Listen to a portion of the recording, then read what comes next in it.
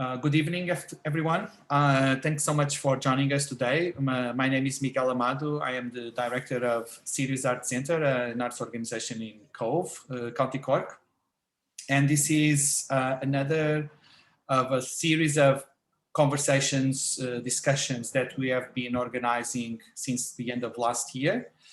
It's a joint project between Sirius, Cobh Zero Waste, and the artist Colette Lewis. And we've been looking at different theoretical perspectives and sometimes also more practical approaches to basically take back the economy or rethink the way economies can be approached and discussed, emphasizing a much more community focus and a much more community-led way of operating.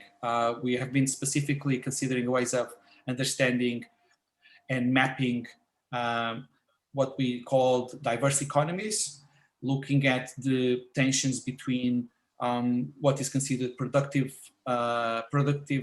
economic outputs and non-productive. This critique is based on different kind of theories, but very feminist-based approaches, some also more left-wing approaches. And ultimately, it's all about understanding how we can develop a more sustainable way of life. All these sessions have been recorded and they are available on Sirius YouTube page. And today we are going to have a presentation by Stephen Thornhill, a scholar at University College Cork and one of the key members of Cobh Zero Waste. He can also introduce Cobh Zero Waste more and better than I. And we'll have a presentation, and then there will be opportunities for discussion. We are always looking for different and contemporary economic approaches or readings of economics that somehow we borrow and we try to bring together around our specific context, which is Cobh, a coastal town in County Cork, and more widely Great Island where it is located. But our concerns are very localized, and most of them emerge from conversations and discussions around our specific context, but they also have broader and much more wider ramifications and potential conclusions. So I'll hand over now to Stephen. Thank you so much for joining us, Stephen, today, and also be here on behalf of of Cobh Zero Waste, and also as a researcher, we're also going to share very interesting insights on the topics that we've been talking about. Okay. Thanks, Miguel. Okay, well, yeah, I want to keep this to more like a workshop style if possible. So, you know, do or ask questions at any time as we're going through this. And although I know we were kind of focusing very much on the book, the Doughnut economics book, I'm going to try and actually keep it a little bit more applicable to Cobh and Great Island, and try and do a little bit more on what we might be able to do in terms of the way that Doughnut economics theory kind of you know, can give us some leads into. So I think actually. Well, Stephen, we should start by asking what is Doughnut economics, right? Maybe yeah, absolutely. Absolutely. I was going to. Sorry, I couldn't actually move the slide there for a minute. I think actually you've covered the. I was just going to do a quick recap as well of, you know, where we've been with this whole idea of reframing community-based economies and, you know, the different models. And I thought it was kind of interesting just to start off with a little bit of a recap on that in terms of looking at the as you were saying, the Gibson Graham book, Take Back the Economy, which, you know, was really good in terms of looking at how we might take back the way we work and business and markets and property, you know, how those can change to meet more towards meeting the needs of people and planet. And actually Doughnut economics is very much similar to that. You know, it's got a similar approach. Now, the book itself is a bit more of a critique around current economic thinking, rather than, you know, having the practical tools for how you'd go about it of changing your community. So that's why I want to try and look at what's been happening actually in places like Amsterdam, where they've tried to take some of the concepts of the book and apply it at city level to see if they can actually build some of those principles into it. So really Doughnut economics is more like developing a kind of a framework for the future and a different way of thinking around economics. And so I'm going to spend a bit less time on the book actually and a bit more in the second half on how it's actually how those principles are now being applied. So I think it's just a little bit more interesting. I did start off, thinking about how going back to that take the economy iceberg model, and I was kind of thinking about how is Doughnut economics different, and I guess I was thinking more around the idea that Doughnut economics has a little bit more around the things like planetary boundaries and looking at kind of environmental impacts. And it struck me that are all of you familiar with this Thwaites Glacier issue? That's a big problem in the Antarctic at the moment. I wondered whether it might be worth just showing a very quick clip at this stage, because it's quite interesting what's happening there, and you can link it back then to the Take the Economy Glacier for those of you that were there at that talk. The glacier is from Take Back the Economy is about the idea that there's so much more to work than just what we see in the market economy at the top of the glacier. Underneath, you get all of these kind of different aspects of work. And in fact, what's happening at the moment in the Antarctic, you're seeing the climate change and global warming undercutting a massive area of glacier that looks like it's going to break off and lead to a very significant rise in sea levels. And that made me think, well, what does that mean for Cobh? I mean, they're talking about a 3-meter rise in sea levels. What would 3 meters mean for Cobh? That's quite significant. And it's kind of nice linking in some ways to this idea that the bottom of our glacier is being chipped away, or has been chipped away for many years, or not noticed as much, because we pay so much more attention to the market economy. Look, I'm going to show that clip, seeing as though a few of you there were showing. I'll just show bits of it. Oops, what about that? Oh, we might have to go through an advert for a few seconds.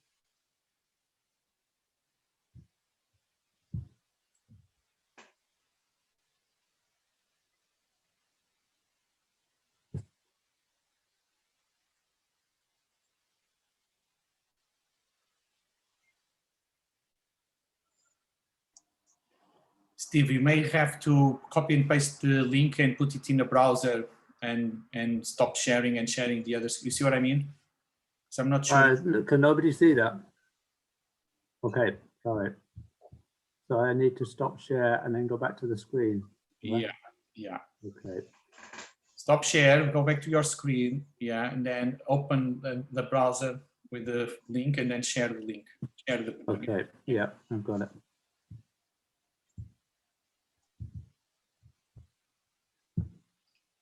No, I hope you can hear this as well.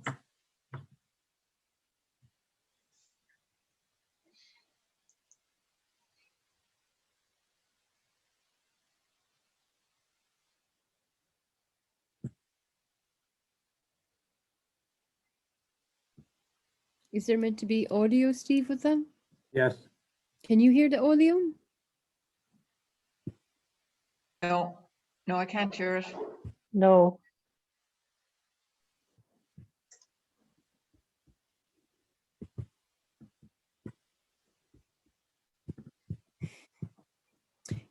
Also, Steve, just check when you selected the share window that you've selected to share audio down in the bottom left-hand corner.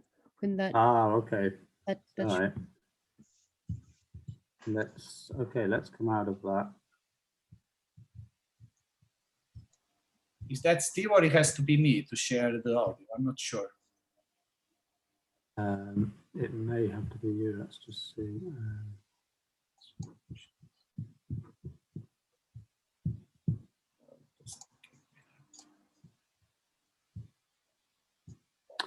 Yeah, okay, so it's got record, but I don't see anything else that I can.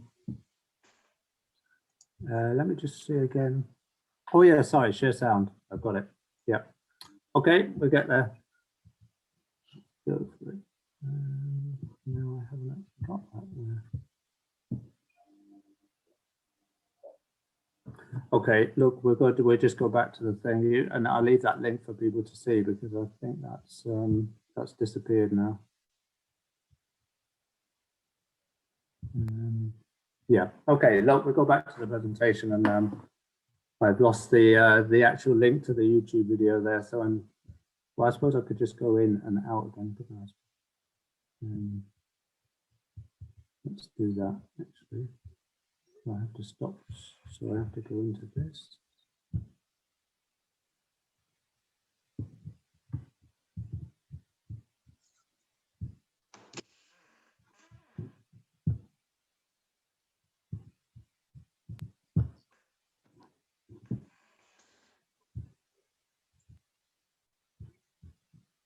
Right, we should finally get there, okay.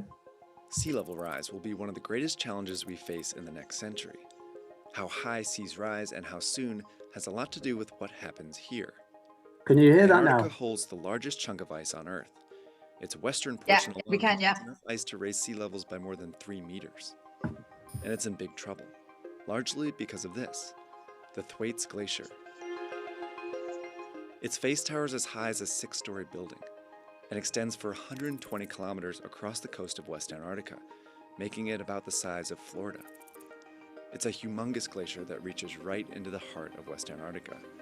And that's a major problem, because in the past couple decades, it's become increasingly clear the Thwaites Glacier is falling apart.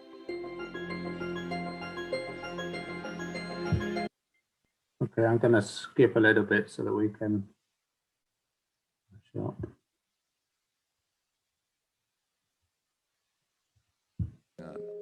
In the past 30 years, the front of Thwaites ice shelf has lost a lot of ice, causing it to retreat backwards.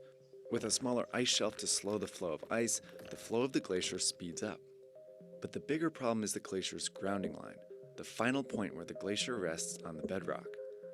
That grounding line has been shifting backwards as warm ocean water reaches underneath the ice shelf. It's moved 14 kilometers since 1992. So ice that used to be on land becomes ice that is floating on water, raising sea levels.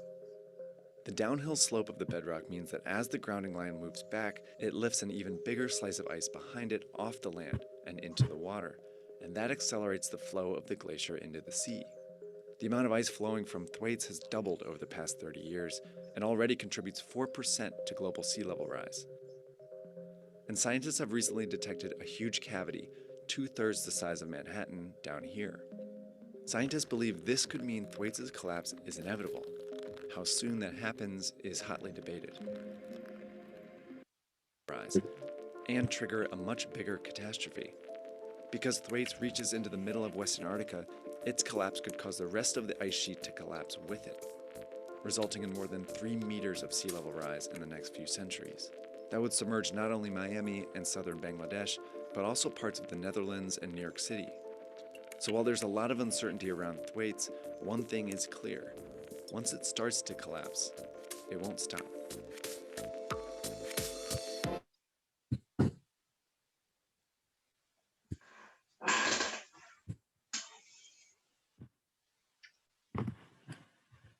Okay.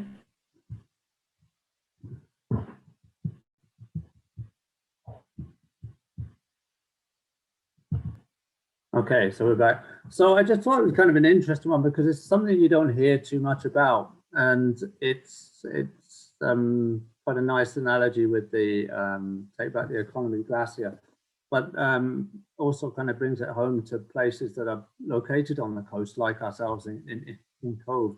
You know, that's as that sea level rises, what do communities like ourselves do? Okay, let's go on to the next slide if we can. So, you know, as well in the Take Back the Economy book, one of the quotes from that I thought was quite pertinent was this point, this thing about how do we survive woe? as a community. And that's very similar to what the Doughnut economics book is talking about as well. It's looking to be like a guide, like a framework, a compass. And one of its key quotes at the start of the book in chapter 1 is, what enables human beings to thrive? So if we put GDP growth aside, what are the big things? How can we develop our world where everybody can lead a good life, and we can also take care of the planet? So there's great similarities between the two books, but it's a different type of approach. And we'll get onto it a bit more. I think I've got a little clip from Kate Raworth a little bit later, because I think she can describe the book much better than I can do. And also, as I said, in the second part of the presentation, I want to talk a little bit more about what's actually going on now in terms of how this is being applied in Amsterdam. And we'll have a look and maybe see if we can start developing, get a bit of interaction going, and seeing if we can start develop a Doughnut model for Cobh, and maybe even start up a Doughnut coalition, which is starting to happen in a lot of cities around the world, and a lot of towns as well. Actually, a lot of towns are starting to look at this as a model for their plans for the future. So I thought one of the most useful things to do in this, instead of talking in detail about the book itself, which is a bit conceptual, was to see how it came about. And I was trying to think, well, we're working with the Arts Centre here and with artists like Colette, so we should try and think about maybe some iconic images. And I was trying to think, how best can we get to the origins of this idea of Doughnut economics? And I thought the best image I could come up with was this. And hopefully everybody's very familiar with these characters. Does anybody not know them? Anybody not familiar with Miguel? Shame on you. So we have, it's not so much the characters actually, and of course not so much the fact that it's Disney, we'll leave that aside, and not the most ethical of companies. It's more to do with their professions and their characters as a cowboy and spaceman. And if we go back to some of the first thinkings around planetary economics, I suppose one of the most famous ones is Kenneth Boulding's paper on the common spaceship Earth, and he distinguished between a cowboy economy and a spaceman economy. And the cowboy economy is the one where, of course, you've got cowboys going around in the Wild West with what he called illimitable plains. So, vast areas of resources, and there's no limit to them. We can use as much of and extract as much of the resources as we like, gold mining and everything else. And there's no limits to it. And then, he kind of, I think in some ways, some of his quotations were a little bit tongue-in-cheek. He said, gradually man has been accustomizing himself to the idea of a spherical Earth and a closed sphere of human activity. And of course, by 1966, of course, we all knew that the Earth was round. But I think, he was making the point that it was taking mankind a long time to get round to the idea that we can't just keep exploiting the Earth's resources, and they're finite in supply. And actually, one of the things he did point out was that probably pollution would be the first factor to come into play before we ran out of resources. So he was very, he predicted that very well in terms of what's happening with greenhouse gases now. So there's another great iconic image. I'm sure, Colette, you must be familiar with that one. C.M. Russell in 1897, the cowboy. And Kenneth Boulding describes this cowboy economy as one where consumption is regarded as a good thing. We try and consume more and more, we try and produce more and more, and it doesn't really matter about how much raw materials we extract and how much we pollute. And so I guess the measures that we're still using, the GDP measure, is still about that. And in fact, the more we pollute, the higher our GDP goes, because there's a lot of economic activity involved in pollution, of course. So we haven't really develop that much. But then Bolden's idea about the spaceman economy, where we expected us to be, was this idea that success isn't about production and consumption. It's more about the actual quality of our stock, of our resources. And that includes the state of our own human bodies and minds. So, you know, even Bolden was even thinking then about the idea of social foundations as well as the kind of limits that we have on the planet to how much resources we can extract and how much we can pollute. So he talked about stock maintenance as being, you know, what we should be primarily concerned with. And that's where, you know, he expected things to change a lot sooner than they actually have done. He was hoping back in 1966, he was saying the problems are not at all in the future by any means. You know, there's a strong case to be made for paying much more attention to them in the present than we do now. And that's, you know, him writing in 1966. So I'm sure he will be very, very annoyed to see that we haven't really needed too much attention to his work over the years. And I should say as well that, you know, quite often this lady, Barbara Ward, had actually written a book called Spaceship Earth before Kenneth Bolden's paper came out, and you know, is probably the one that came up and coined the term Spaceship Earth. And her work was really influential, particularly in the 70s. And I think she actually wrote down on paper Doughnut economics before, you know, Kate Raworth actually put together the framework and diagram. She talked about Spaceship Earth as being, you know, trying to tackle both the inner limits of human needs and the outer limits of environmental stress that the Earth can endure. So she'd already kind of written the idea down on paper that this about what Doughnut economics was. And she'd done a lot of, those of us in international development know her work well, you know, in terms of advocating for sustainable development and, you know, for a lot more help towards developing nations. And she founded the International Institute for Environment and Development. So she'd done a lot of work in the 70s on promoting that. And she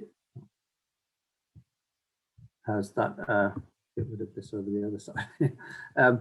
She has that quote there, we're really lovely quote, "We have forgotten how to be good guests, how to walk lightly on the earth as its other creatures do." I think that's a lovely quote that she came up with in the 1970s. And a lot of her work and others, you know, developed in the 1980s, Amartya Sen towards, you're probably familiar with the Millennium Development Goals that came up in the year 2000 that were agreed, looking at particularly at social issues and, you know, and ethical issues in terms of, you know, how we should be ensuring that everybody has the right to education and the right not to be hungry. And so these kind of goals also started to develop at the same time as there was more work going on around this idea of planetary boundaries. Now, the planetary boundaries finally got really kind of, I suppose that in 2009, there's a series of events in that year, and in 2009, Rockstrom and 29 other scientists came up with this definition of planetary boundaries. They identified 9 key boundaries for the planet, which we were, you know, some of which we exceeded, like climate change, biodiversity loss, nitrogen cycle. And these actually, so between the social foundations and the planetary boundaries, this is the two kind of elements that started to fit together in Kate Raworth's work. And she developed this, this thing called, well, first of all, she took ecological economics, which is, you know, a way of looking at economics in terms of putting it within putting the economy within societal and environmental boundaries. And so this type of diagram was quite familiar to, or was, you know, similar to some of the earlier ecological economic frameworks that have been going on. So she kind of developed this. So this wasn't anything, you know, too exciting, except that it does, you know, still get across this idea that the economy is something that we need. The economy is something that needs to fit into our society or our societal needs. and also to fit into our planetary boundaries. So, you know, it needs to be something that is meeting those particular goals or boundaries that we have. And it's interesting as well that she built in some of the things that we were discussing in the iceberg of the Take Back the Economy. You know, the idea that the economy is not just about markets, it's about households and state and the commons as well. And so, you know, and I think this is something that gets lost in a lot of discussion around sustainability. People always talk about the 3 pillars of sustainability as if they're equal. But of course, you know, we need an economy that actually meets society's needs and meets environmental needs. And that's where, you know, Kate Raworth's model, I think, is very different and offers a really strong framework, because it takes those 2 aspects, the social foundation and the ecological ceiling, as being, you know, the key goals for a thriving society or thriving economy.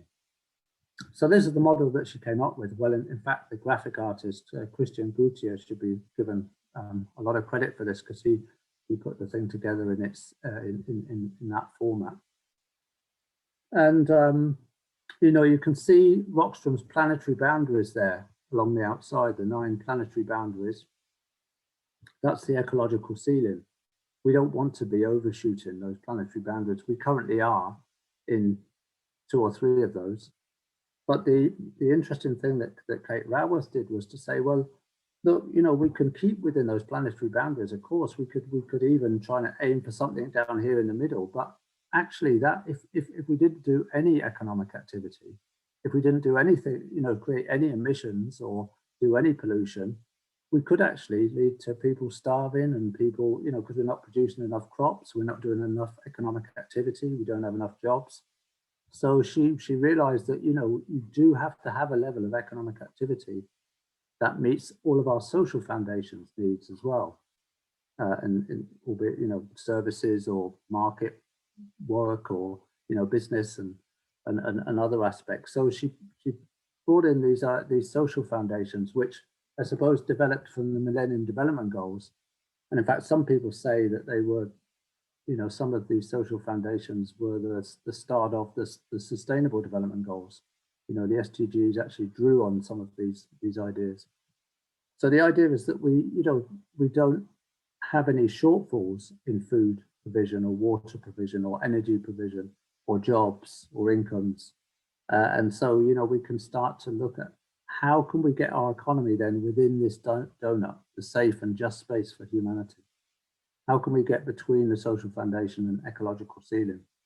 And that's, I suppose, that's the framework that's started to gain a lot of popularity around the world. And now we're starting to see, as I say, a lot of cities and a lot of organizations as well, starting to try and apply this as a framework for the future. I suppose the best, oh yeah, so here's a global selfie. This is where we are now. So we can take a selfie of the world where we're exceeding our planetary boundaries on climate change. We all know that. We're exceeding by a long way biodiversity loss, land conversion, and nitrogen and phosphorus loading. So there's 4 areas that we need to bring those back into line. And of course, we do have shortfalls in a lot of the social foundations as well. Food security, there's about 700 million people in the world that are food insecure at the moment. So there's a bit of a shortfall there. In other areas, there's much bigger shortfalls. So all of these, you know, in our global selfie, we can take a picture and we can see, you know, what needs to change.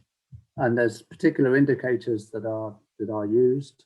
And, you know, there's some debate over some of these. You can actually improve these with building more indicators in around social indicators. It's population undernourished, 11% in that particular period. So we can use indicators as well to see how well we're doing on the social foundations and on the planetary boundaries. And as we know, we're overshooting those by a long way. Rockstrom and his guys reckon 350 parts per million of CO2 was the was the planetary boundary we should be aiming for. We're well over 400 at this stage. So that needs to be brought back into line. So I thought we'd take a kind of a bit of a break there, you know, having gone through the background of why why Doughnut economics came about, because it's, you know, it's not as if it's like Kate Raworth has drawn on a lot of theory from the past, you know, and so it's the clever thing is putting it all together into this kind of this diagrammatic framework. But I thought if maybe if we just show this clip, it's about 6 minutes long, and have a bit of a break, you know, watching this video, you can make a cup of tea or something. Do you want to have a break now before I show the video, or shall we just go straight through with it? We'll carry straight on. Yeah, okay. And so you can watch this for 6 minutes, because she talks a little bit then about how it's being applied as well, which will lead us into the second section. We can start looking at that aspect of the framework. Oh yeah, so I'm going to stop sharing that.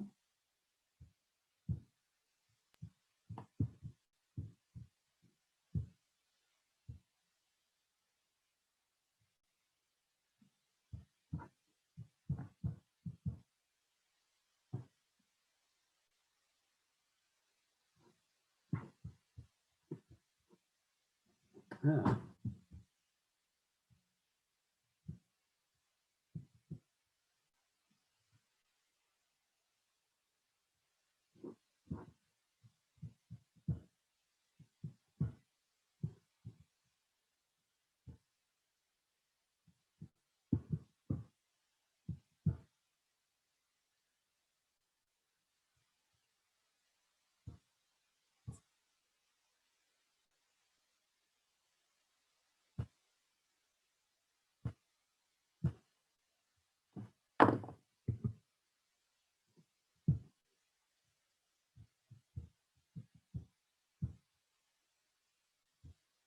Okay, sorry about that.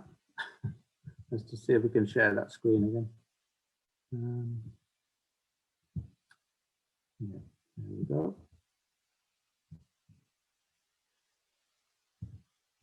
This is the Doughnut. The goal of the Doughnut is to meet the needs of all people within the means of the planet. Sometimes when I present the ideas of Doughnut economics, people say, is this capitalism, or is this communism, or is it socialism? And you think, really? Are these the only choices we have? The isms of the last century? Can we not come up with some ideas of our own and create new names for them and see new patterns?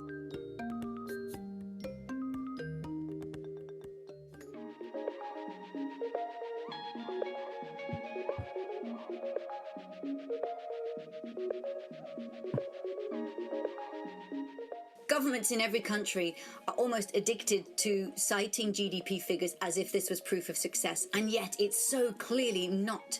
Because we have climate breakdown and COVID lockdown and financial meltdown, we have to pursue something far richer to move from this pursuit of endless growth, which we can now see is hitting us with crisis after crisis, moving to a goal of thriving. And the Doughnut is absolutely possible to turn not into a single number, but into a dashboard. We could hold policymakers to account and say every year, you need to talk about how you are making progress on these different dimensions of the Doughnut.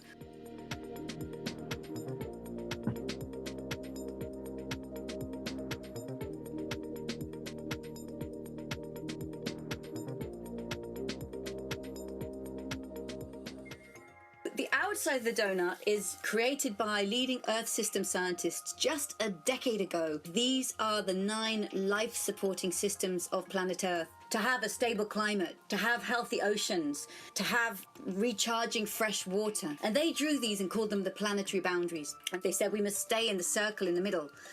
I thought, but if we go to the center of the circle, where we use hardly any of Earth's resources, that's not thriving. That is actually death and destitution for billions of people.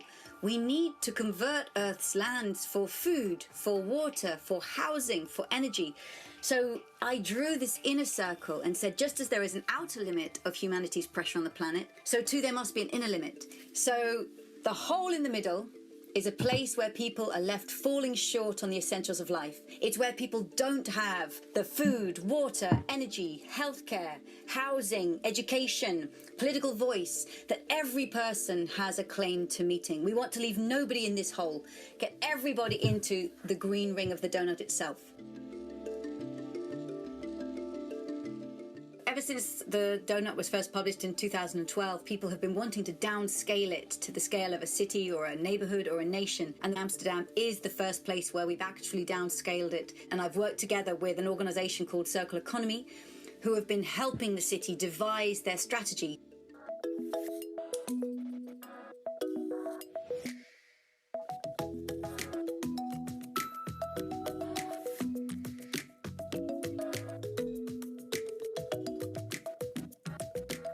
Amsterdam having a very ambitious vision of becoming a fully circular city by 2050. What happens with the donut is that because it brings all these themes together of the social aspects and the environmental, you need to start a conversation with everybody in the room. We invited all different departments that they were not used to be part of this conversation. How can we create housing in Amsterdam that is available for all different incomes, at the same time is supporting the well-being of people who live in the house, and how does this construction is made with materials that reducing the global emissions and the climate. With the city donut, we suddenly see in the portrait of the city the impact that Amsterdam has in, let's say, Bangladesh, and people's life there that work in producing the clothes that we wear in Amsterdam, and how a city can start thinking about all this and creating strategies that are taking this into account. The donut does not give us answers. You don't plug in a calculation and it tells you how to do it.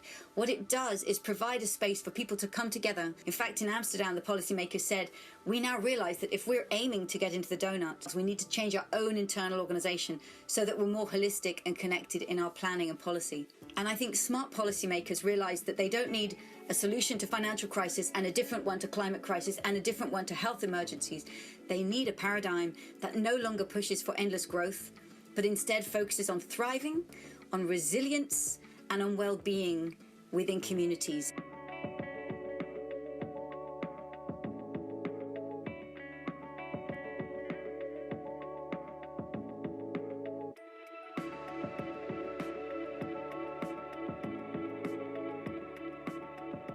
We began with this downscaling in rich cities, in high-income nations, because they are the ones that have the greatest obligation to transform, to come back within planetary boundaries. But I believe the framework that we've created can absolutely be adapted and used in low-income countries and cities.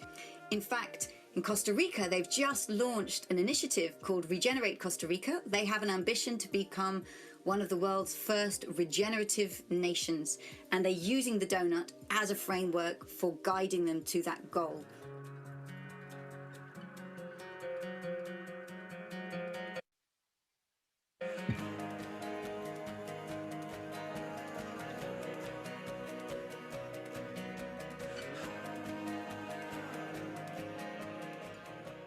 It always looks like transformation is going to take many, many decades. And one thing I think we've seen in many countries from this COVID pandemic is that actually policies can happen almost overnight when governments decide to make them happen. Change is absolutely possible if we transform the political values and interests and the mindset.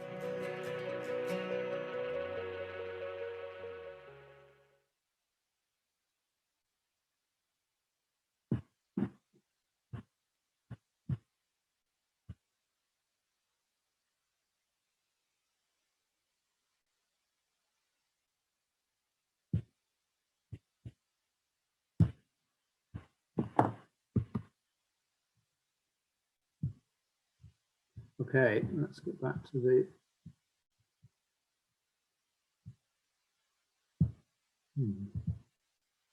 This new version of Zoom is very strange. Sorry about this.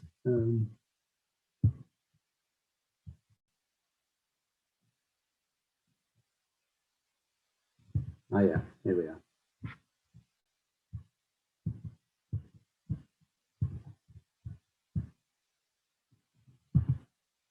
Okay, so yeah, so I mean, I think that explains the, you know, the concepts and where Doughnut economics has come from quite well. I don't really want to go very much more into the book and the theory. I think what would be good now is to try and actually look at and see if we can apply it to Cobh and get some ideas and get you involved in it. The actual book itself has this subtitle, 7 Ways to Think Like a 21st Century Economist. But I mean, I think, you know, most of those ideas have you've got by now, changing the goal from GDP to the Doughnut. And, you know, we can talk about others later. But it's the real interest for me now is about this how we actually apply these concepts in the real world.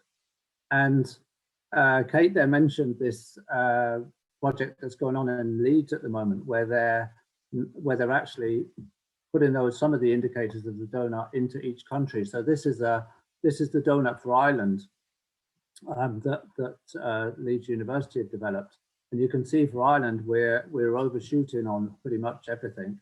And so, but social foundations, sorry, on the planetary boundaries, but on social foundations, we're only a little bit down on employment.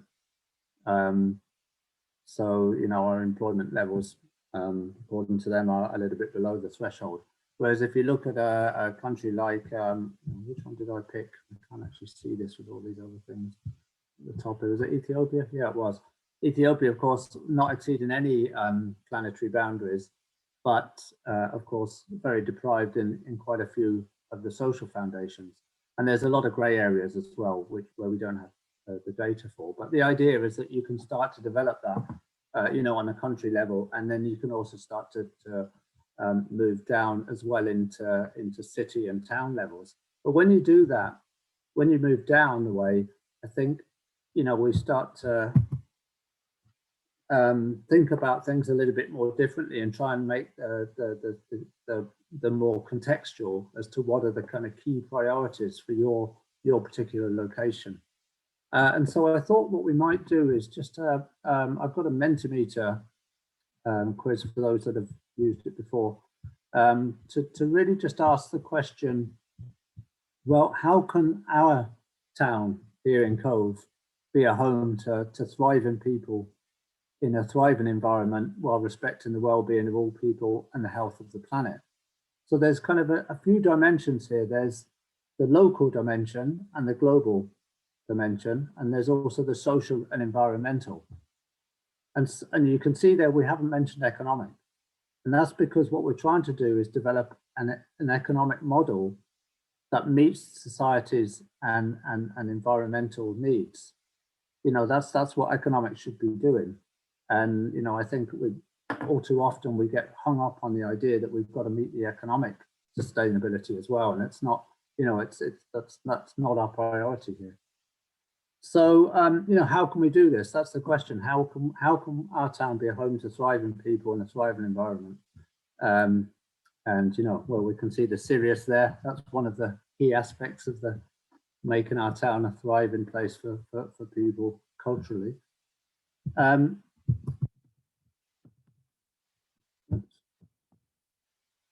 So in Amsterdam, they got people together to look at these issues and to get some ideas. And they, you know, they brought a lot of people together from business and from government and from NGOs and civil society to look at these different aspects. And they really were looking at the, actually, I've missed a slide here.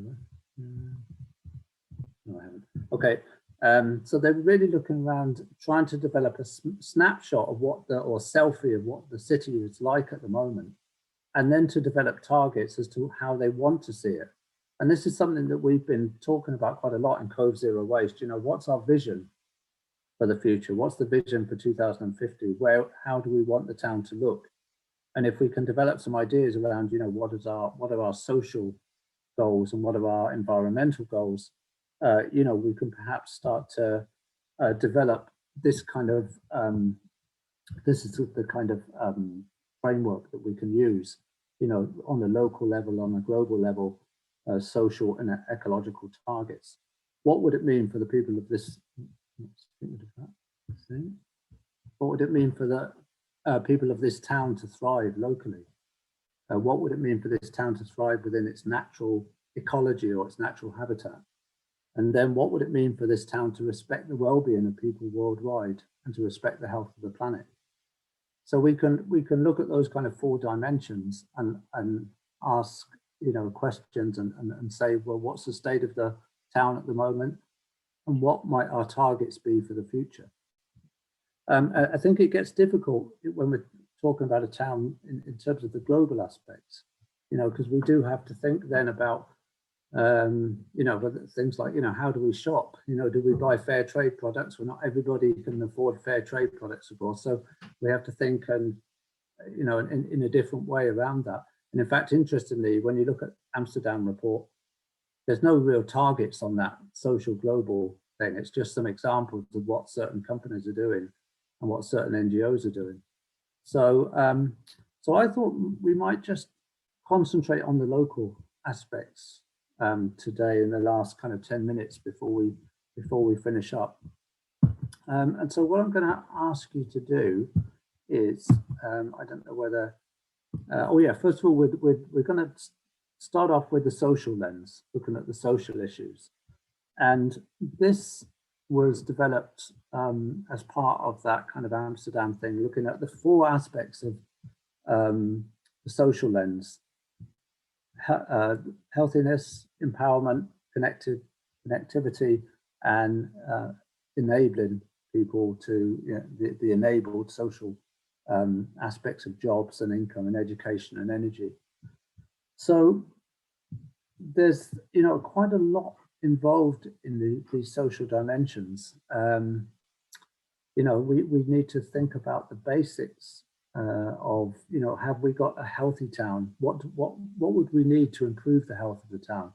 Is it good enough the way the hospital that we have there at the moment, I guess? You know, other aspects of the type of food we have on offer. Should we have a better access to fresh fruit and vegetables, you know, in a better market, more market stalls? Housing, is the housing appropriate for everyone? Is there any food poverty in the town? And if so, what can we do about it? We could provide food banks. We could have, you know, some kind of local food bank system. Similarly, you know, are there enough jobs in the town? Income, education, a whole load of aspects we can look at. And this, of course, isn't comprehensive. There might be other aspects of social issues that we can think about and identify as being lacking in Cobh, or what we might need to improve into the future.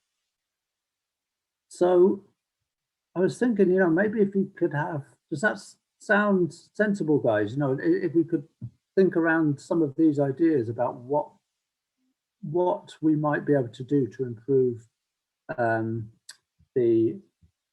our society within Cobh. If we look at what Amsterdam did, they said things like, actually I wasn't really that impressed with this. Like on education, they were saying the city snapshot, there were 175 unfilled teaching posts in city schools, but their target was every child receives a good education in a high quality school environment. I mean, I suppose that's a, you know, that's a good enough target.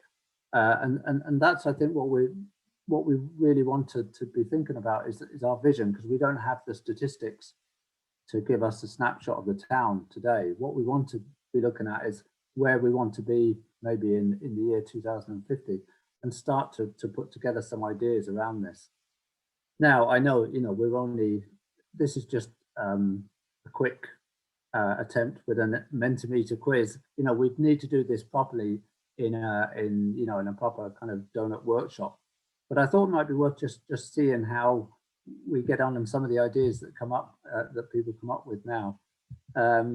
So those are the aspects of the you know, the different kind of social aspects.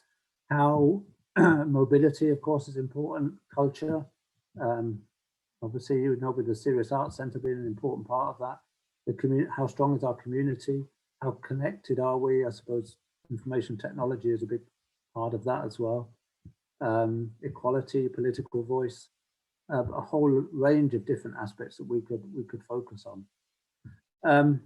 So if you go to menti.com, or you could do this on your phone actually, you can just type in Menti on your phone. You know, if you pull up your browser on your phone and go to Menti, and then if you use that code 54695117, you can type in answers to this question here. What are the social conditions that will allow the people of Cobh to thrive and to ensure a thriving society? And actually what I might do is I might just actually stop sharing this now and actually go into the Menti screen itself, which will have the code on it so that you can see the code there. And you might be able to, so has anybody, everybody got their phones out or their laptops or whatever they're going to use, and start pulling in some or typing in some ideas? What are the social conditions that will allow the people of Cobh to thrive and to ensure a thriving society?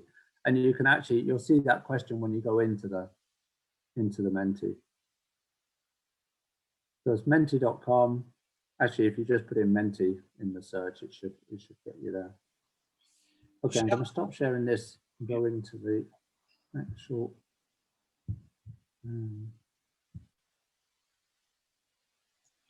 So I am Steve. I'm already in the Mentimeter. Yeah.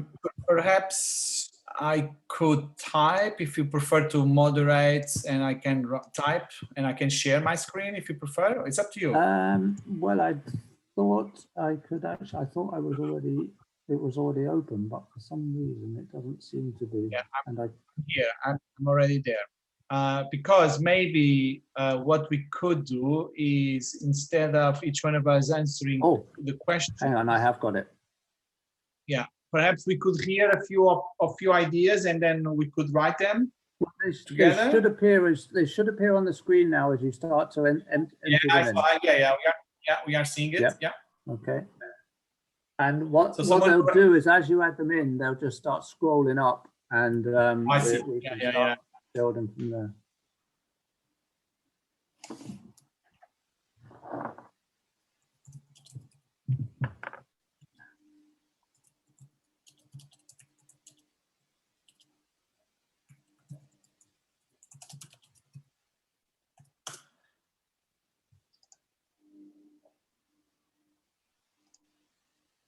Okay. Yeah.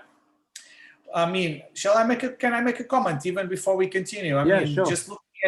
Just looking at the Cobh, the code, Mary, is 5469 5117. Yeah, and you should see that at the top of the screen there. Yeah.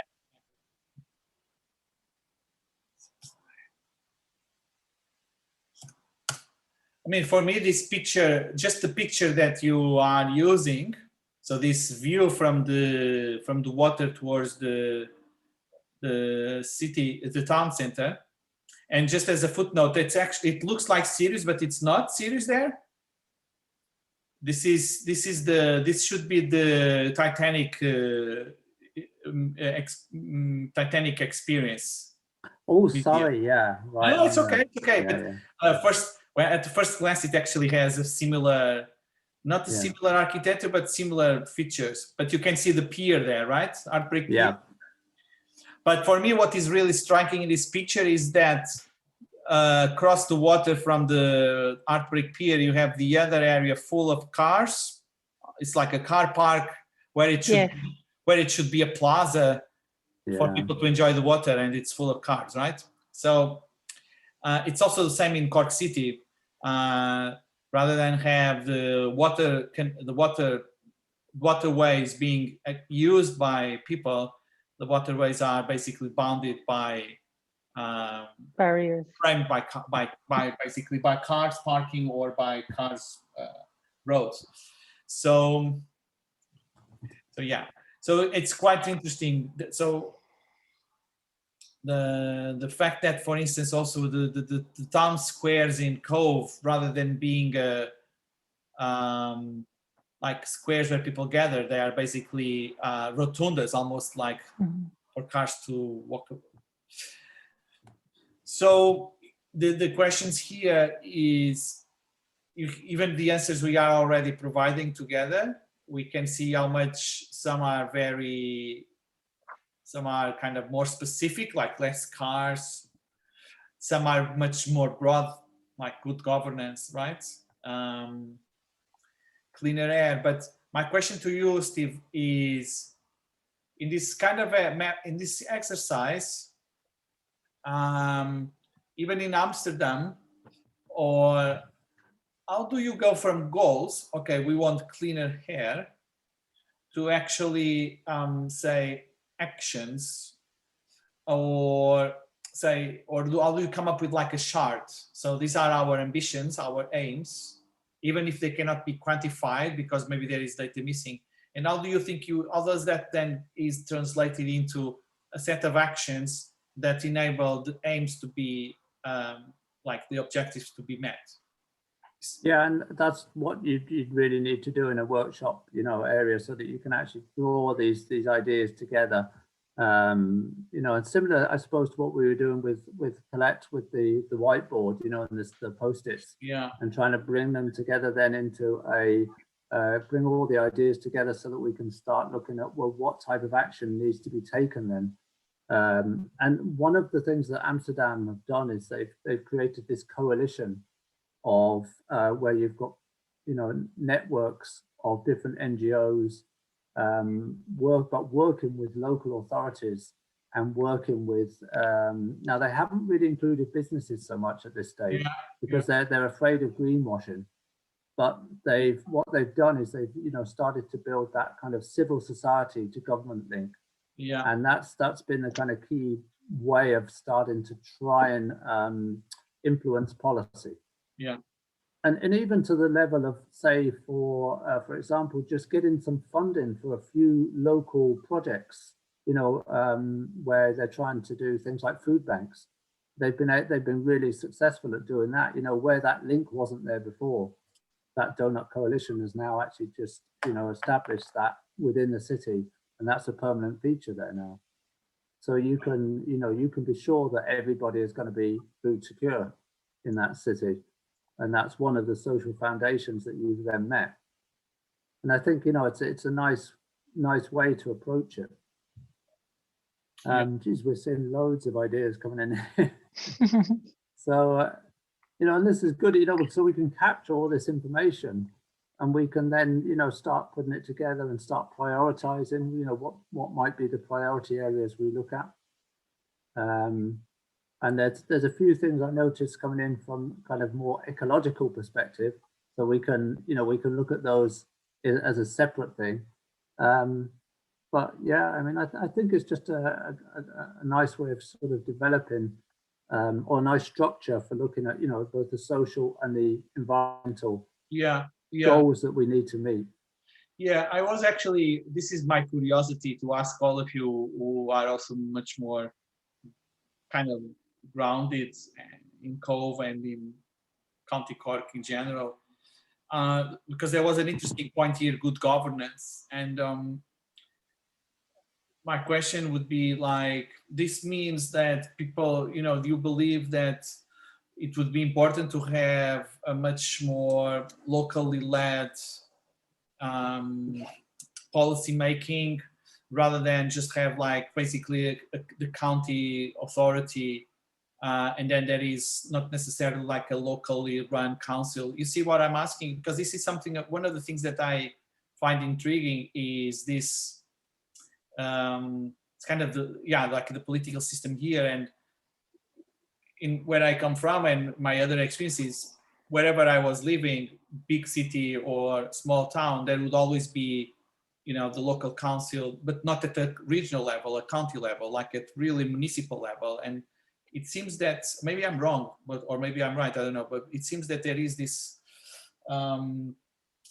this kind of lack of connectivity with the policymakers because of the way the system is set up. So I was, and ultimately an exercise like this, we could come up with all these suggestions and then maybe organize them around the intellectual framework we've been discussing, right? but then ultimately we could then share this with policymakers, politicians, local authorities, and say, this is what people are actually looking for or believe they need. And so I'm curious about that, because in, say, Amsterdam, yes, it's a large city, it's the capital of a country, but there is a clear, representatives at the government level who know we know who they are, what are the agencies, the municipal agencies, and how things can be implemented at the neighborhood level, at the more macro level in the city, and so on. And I feel that I don't know, how does this translate into our reality? I think it's changing, Miguel, because I was at a meeting there a couple of days ago of the Cork City Doughnut. So they actually invited somebody from Amsterdam to give a presentation, and and it seems, that the council are quite interested in developing this, at that Cork level, which would be quite something compared to the way they've been in the past. But I do agree with that. There's something different about here, like even in terms of things like our waste services, they're privatized. They're not like you have in other countries where, you have the municipality that actually does all the waste collection. It's regarded as something that, local government would do. And that makes it very difficult for us to actually make any progress in these areas, because, you're having then to talk about, we have 4 or 5 different companies driving, their trucks into Cobh, all the way into Cobh to collect waste. Yeah. When one company could have, or one municipal kind of, organization could have done that properly. And so, there's some aspects of Ireland that I think is difficult, and there is definitely a more of a focus on business here. Well, yeah, exactly, Steve. Well, this would be a much broader conversation, but for me, for being a foreigner and having being here for like 2 years, almost 2 years and a half now, what you can see exactly what you say is the privatization of all public services that you find elsewhere in Europe, and basically the removal of the state function in the provision of services, right? And then and then you have the opposite picture, kind of the other side of the coin, which is the fact that there are low corporate and maybe individual tax rates, but then you don't have the equivalence in the service provision, or if you are not able to cover, like say, for instance, in health, if you cannot afford to have your insurance, you go to the ER and you pay 100 euros to just go into the ER. If you are in Portugal, you pay 5 euros to go into ER, right? So things like that. But of course, that's, I would be more taxed in Portugal against my income, but I would not be paying this amount of money. And I can do that because I can still afford to it, but others may not. But the waste collection is a good example. I've never experienced a place like that in the situation like you described.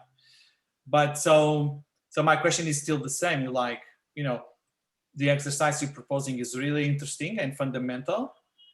And also, or what happened in Amsterdam is, and you showed some examples, like how do we try to go from the ambition, the set of ideas to kind of like to implementation, because that's kind of like where we are as well.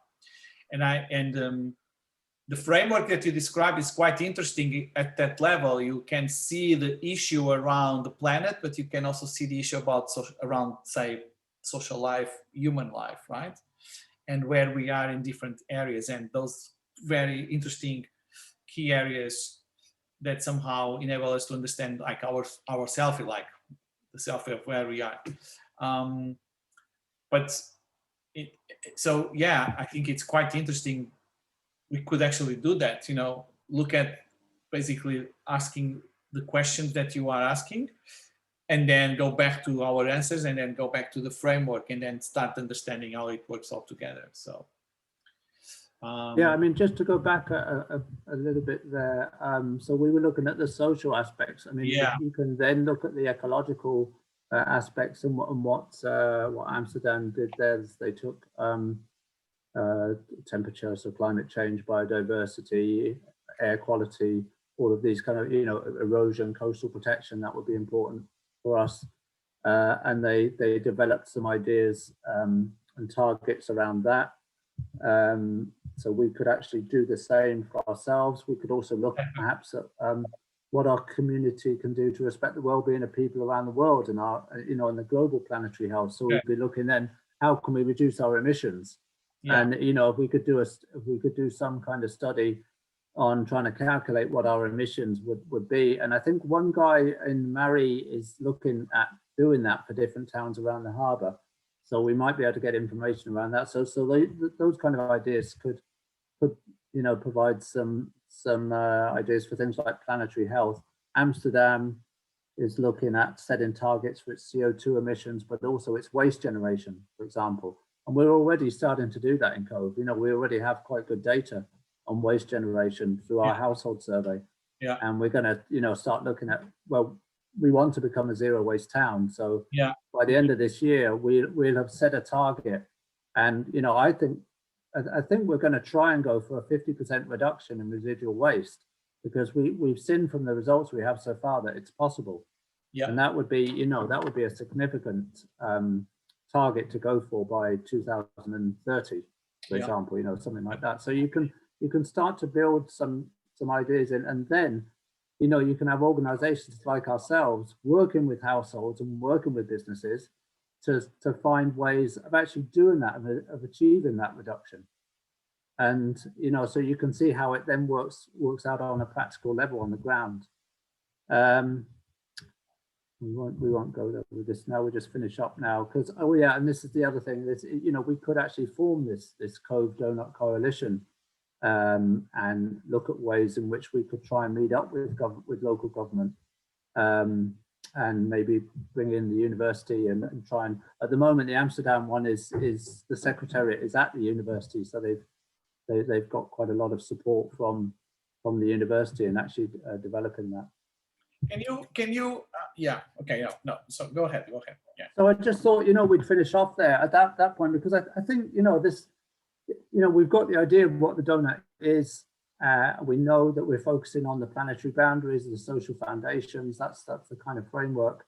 I'm like yourself, Miguel. I'm just wondering, is this a useful framework for the type of thing that was coming out of the book Take Back the Economy? You know, is this helpful in a way? I think it might be, and I think it might be something that can actually, you know, kind of merge with some of those ideas, and maybe, you know, we can look at forming a Doughnut coalition, being part of this new thing that's just started, the Irish Doughnut Economics Network, and maybe we can start looking at building a Doughnut profile for Cobh and Great Island, because we're already doing that in effect. It's something that we've been doing as zero waste to a large extent. And, you know, and it fits in very well to all of our kind of activities. Maybe we haven't done so much on the social foundation side of things, but, you know, that's something we can look at as well. I don't know what everyone else thinks. What do you think, guys?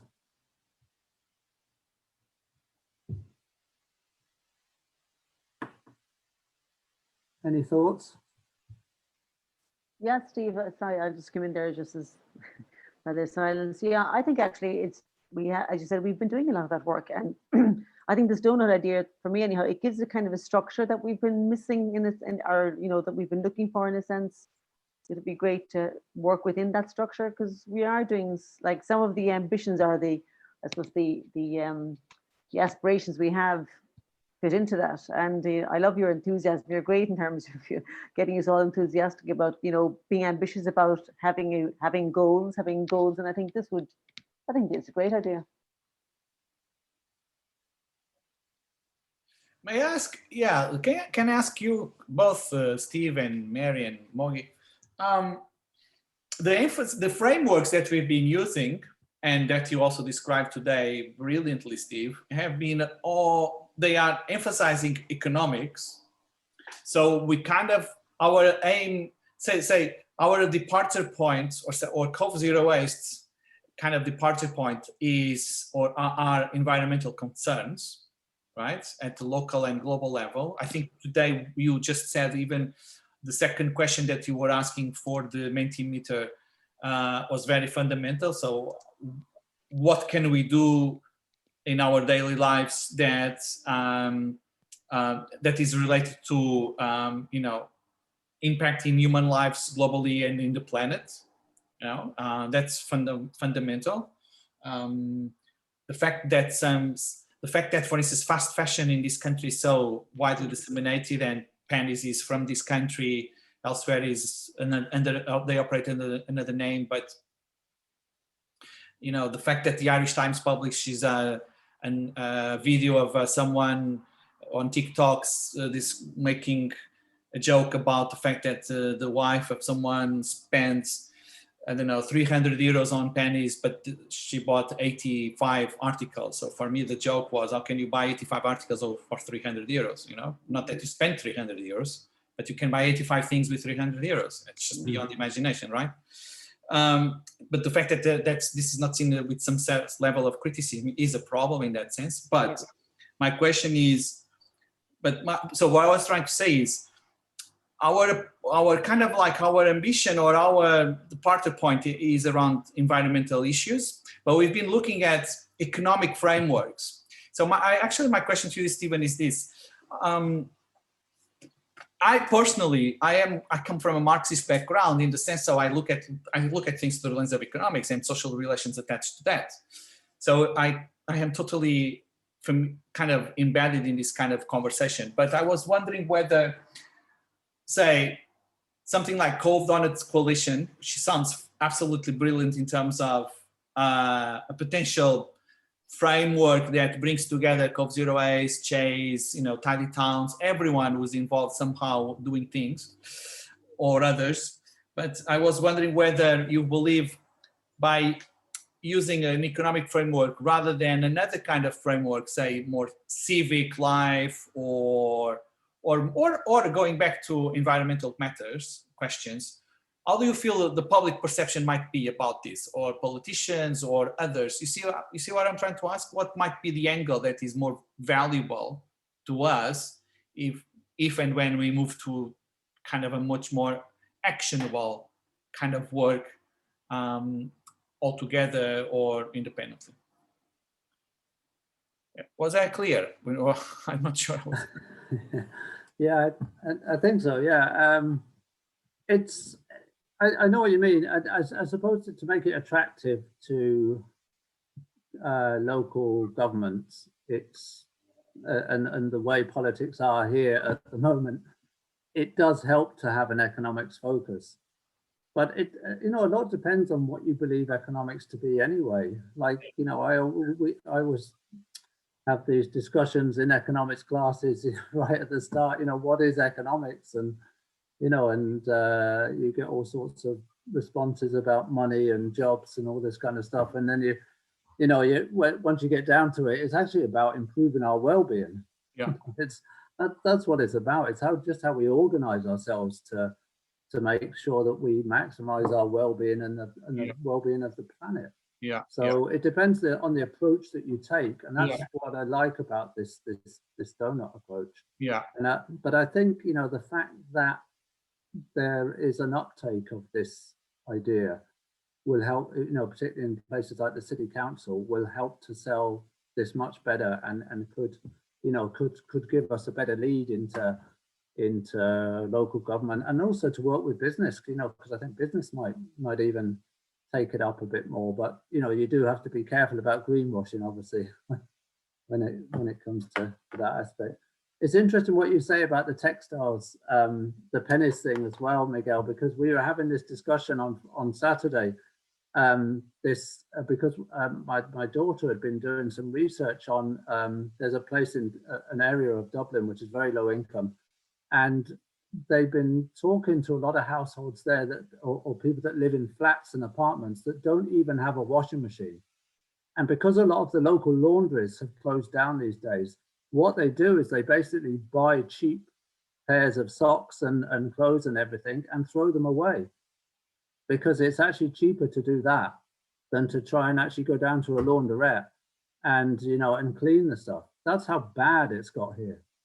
So it's you know, the cheapness of clothes and the fact that there are lots of areas where people don't even have access to laundry is quite astonishing. But that's where we are. Yeah, that's the low point we're at. Yeah. I mean, at the end of the day, I suspect, I guess, and also, you know, you also described like economics of the 20th century, economics of the 21st century, and at the end of the day, things have to do with the way we consume and the way things are produced, right? And whether or not the cycle of production and consumption is based on extractivist and exploitative approach to Earth and to humans, right? But I think, I mean, it's complex when we all know, say, one of the things that I've been dealing with now is the fact that with COVID-19 starting to be much more mitigated, say, for instance, the news in Lisbon at the moment are liners can start kind of again arrive in Lisbon, you know, the massive liners, as they are also arriving in Greece already, right? And I cannot not think about Cobh, right? And if you ask anyone in Cobh, the majority of people would say, yeah, we need the liners back. We want the liners back. But liners economy is one of the most predatory that exists in the world. But how do we, how do we deal with this? How do we engage with this discussion in a way that is positive, rather than necessarily only negative? And it's the same question around pennies, right? It's the same question, you know, I don't buy at pennies. I would never buy or similar, but that's I cannot also, I mean, blaming is the wrong word, but you know, but maybe there is a level of understanding of why it exists, or why people, maybe not about why it exists, but why people actually do it, because maybe there is not a widespread knowledge of why things are so cheap there. So I think it's really interesting what you're proposing here. And I actually believe that a kind of a more common front involving everyone and all organizations could be more effective in trying to have a voice. One of the social foundation elements is the public voice, having a public voice. And one of the things I've been realizing in my very small interaction with different organizations, stakeholders, individuals in Cobh is a lot of interesting efforts being made, but not commonly organized. So each one doing their own thing, and we may need like this common front where everyone is behind a single voice that is stronger, because it's the voice that comes from all at the same time. So yeah, I actually wrote somewhere in my notes sometime, I think I wrote some kind of civic coalition. I don't think I used the word coalition like you are using it, but something like that, civic forum or something like that, where everyone would come together. So I think, yeah, we should maybe start from where we are now, you know, basically do this exercise the same way we want to do the exercise around the iceberg, and then maybe do this as like a public event where people can come together, even if it's just again us, but maybe we'll have another traction when it's also possible to mix it with some other kind of more social dimension, and then really start bringing this together, presenting this in public, and trying to share some of our conversations and results with, you know, our local authority representatives and so on, and try to see whether things can go up the chain into local authority, and see if we can start, you know, creating some change around some of these ideas. Yeah. Thoughts? Yeah. But I have to say, Stephen, I wasn't familiar too much with the theory. I think it's actually very useful, and also the framework. It's very connected to realities today, to the way we understand life and the way we use space, the needs we need to use space in a different way. You know, and I also hear here or there in different, I think even in County Cork and in city and elsewhere, idea of the 15-minute city and all of that. So there is a really, seems to really be emerging an interesting different models or different ways of different frameworks, but at least a need to readdress the way we understand our public spaces and our land use and so on. Now in a city like Cork, and not necessarily in a town like Cobh, we have another problem here, which is dereliction and the fact that there's a lot of property that is abandoned in public space and not used. I'm not sure how much of that still exists in Cobh, may exist in Cobh, because my knowledge of Cobh is quite limited still, in terms of, you know, actually walking in the streets and understanding the realities around me. But yes, so I guess it would be an interesting idea. We could also think about creating almost like a charter, something that we could, Colette and I, sometimes we speak about, yeah, she's still here. Sometimes we speak about, you know, this kind of toolkit, almost like for action, but maybe a charter for, you know, for the future, maybe also a tool that we can put together and share publicly or share with politicians so that we can have, also for us, even, you know, if we are working on these ideas and we really think about where we are now and where we can be in, say, in 5 years or in 3 years, you know, we can also assess our capacity to interfere, to enact change. So, Colette, do you want to say a few words, or? Well, just a practical thing, in case anyone hadn't heard, is that Kate Raworth is actually a keynote speaker for an event that's happening in UCC in June. Is it June, July? I'll put a link there into the chat, maybe, but to book. I've already booked. You can book for the. Yeah, it's a free. Let me just screen share there, actually. You can actually attend the keynote for free. Steve, do you know about this, do you?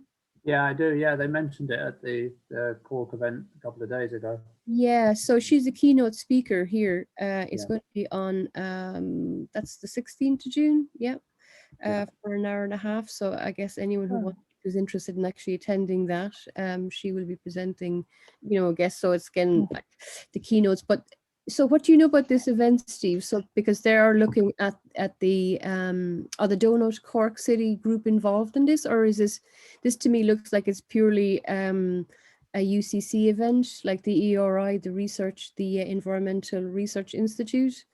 Yeah, it's ERI headed. They invited her over. Is she coming over, or is it? Oh, sorry, they invited her to speak. Sorry. Yeah, I was thinking, yeah. So that's Sarah Cullity there at ERI, I think, managed to get her on that. But I think this is all linked in with this idea of trying to set some sort of Doughnut event up for Cork City, you know, and looking at whether they can actually develop a plan for the city as a whole. I think they're feeling, you know, they've seen Amsterdam go ahead, and then Brussels, and there's a whole load around Europe now that have started to develop models. But the thing is, like Amsterdam would even admit that they're very much kind of searching really with this and feeling their way. They've only got so far, and they're a bit kind of, you know, stuck as to where to go next. The Doughnut Coalition itself is very quite loose. Yeah. They're still very much in its infancy. So I think it's, you know, it's a very new development, but a lot of people are jumping on the bandwagon. And I think, you know, there's a little bit more thinking to do before it really, you know, gets. Yeah, I think there's a couple of things that I'm thinking about is that, like we'll say, because we've looked at Take Back the Economy toolkit, and because there is a quite, there's quite a body of researchers actually behind that work, is that it's actually developed quite sophisticated tools. And I think that, I mean, this is always a thing about when you're kind of planning future cities and economies. It's actually always so important that it needs to be rooted in its own environs. So sort of like taking what works in Amsterdam may not actually work, you know, in this context. So the local is really important. So, I mean, there's a couple of things that I would definitely throw into the mix in terms of like an artist using an approach for thinking, is that you got to start at the grassroots. and you got to look at values, because it's people's values are what motivate them.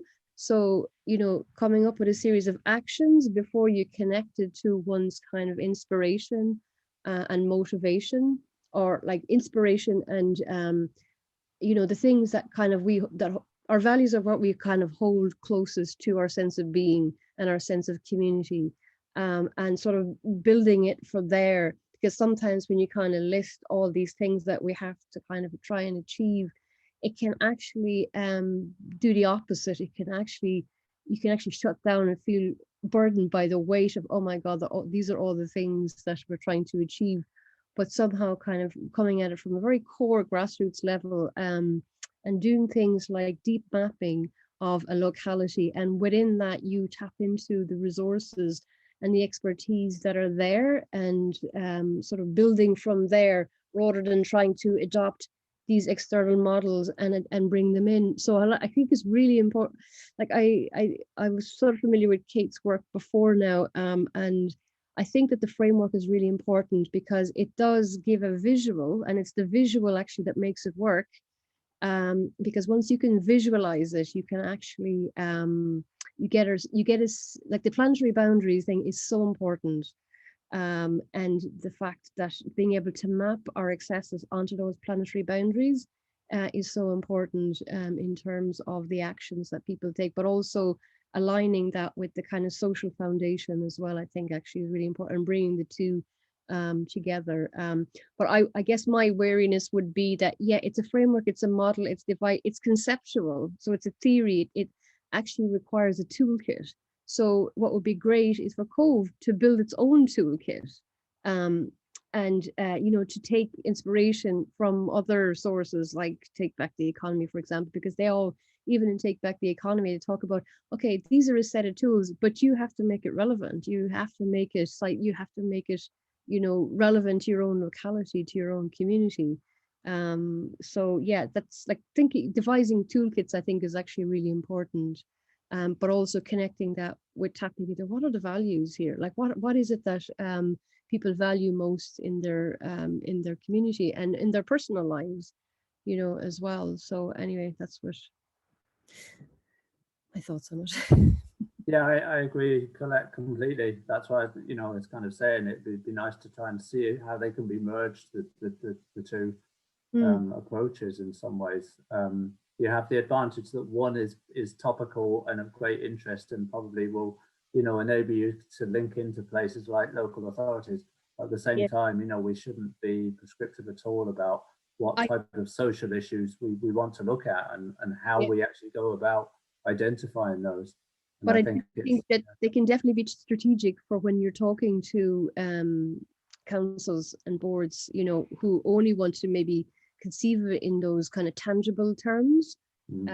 So yeah, definitely they're useful for strategizing, but in terms of kind of implementing at a grassroots level, I think they can be a little bit too abstract, maybe a little bit too theoretical in its direct application. But definitely, yeah, for talking to councils, you can say we're mapping this. So what you do is you kind of figure out what it is when you want to do, and you map its kind of goals onto what you're doing locally, but you do it almost like afterwards, rather than kind of trying to lead from there, because it's a very disembodied experience. It's not a rooted experience. And I feel that true action really comes out of rooted experience and the motivation to want to act from that space. Personally, I think. Are there any thoughts from anyone else on this? Anybody want to chip in?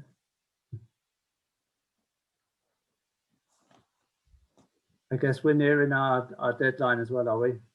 I think we've gone over. Have we gone over again? But I think also working in situ, I mean, this is the thing that I'm kind of, I guess, getting a sense of frustration of these Zoom meetings, is because, you know, there's only so much, like you know, we have, Zoom has its own boundaries as well. Yeah. It has its own inherent boundaries, and you know, looking for ways to sort of be together socially, I think is definitely something that's really to the fore in my mind at the moment, and finding ways that we can meet up together socially. It will be outdoors, at least this is summer, I guess, anyway. But definitely, Steve, I think what happens here, and to conclude and to wrap up, is I think what we need is actually, so, you know, your introduction to the theory, conceptual framework, and implementation was very rich, very dense as well, very packed. So I think we now would need just a session on the workshop side of things where we could go further and further. So I guess that's these sessions we've been doing. I think they're really important because they bring these theories, these ideas. We can see the connections. We can see how they may relate to us. We can see how they are having traction in the world, say, you know, like the Doughnut network in Ireland, others. And then we need to go a step further, which is when we start workshopping some of these ideas. So I suspect that we need a session just to workshop some of these things anyhow, because we not only we could go following set of questions that somehow relate to the framework, the conceptual framework, but concurrently the different answers that are provided, we need then to organize them again within it, and then even the lenses, you know, then ecological lenses, and even within the ecological lenses you presented, there are different set of ideas. So until you could, almost like you need to then to create the puzzle from the small pieces that are scattered, you need to bring them back together. So we can maybe either do another Zoom session like this, or we can think how to set up these setup workshops on sites, and Sirius will be, of course, open to that. It's just a question of adhering to the guidelines. So we can have a chat about that at some point within the next few weeks. Right, sounds good. Okay, and I think we should be coming to an end now. It's 8:45. So, but anyhow, thank you so much for the fantastic presentation and conversation and opportunity to share. So we will upload for those who could not attend today. Micah apologizes. She sent me an email saying something came up because she has been following all the discussions and intervening and contributing. And then we'll be in touch to talk about the next episode, let's just say, the next chapter. And then we will be in touch to plan the next steps. Is that okay? Right. Great. Very good. Right. Thanks, Steve. That was Thanks, great. everyone. Everybody. Really great. Thank Enjoy you. the rest of the evening and see you very Thanks. soon. Bye. Thanks. Bye, Bye. everybody. Bye. Thanks, Steve. Very good. Bye. Thanks. Bye.